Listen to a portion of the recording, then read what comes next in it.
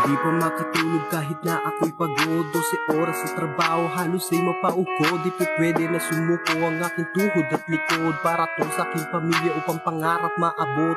Kamusta na kaya aking pamilya sa malayo? Pasensya na kayo kung milya aking layo. Hindi ko to gusto ngunit ito ang paraan upang kahit papano aking buhay ay mapagaan.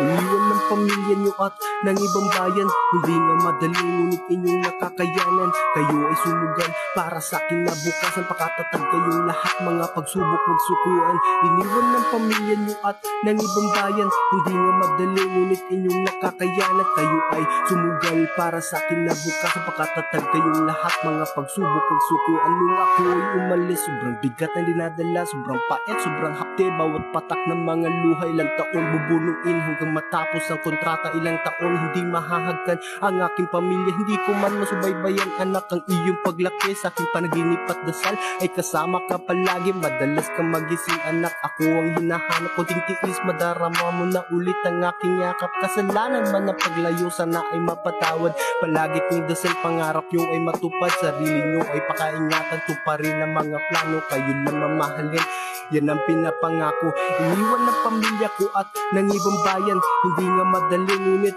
nilalabanan. Ako ay sumugal para sa akin na bukasan, magpapakatatag, pagsubok di susukuan. Iniwan ng pamilya ko at ng ibang bayan, hindi nga madali ngunit nilalabanan. Ako ay sumugal para sa akin na bukasan, magpapakatatag, pagsubok di susukuan.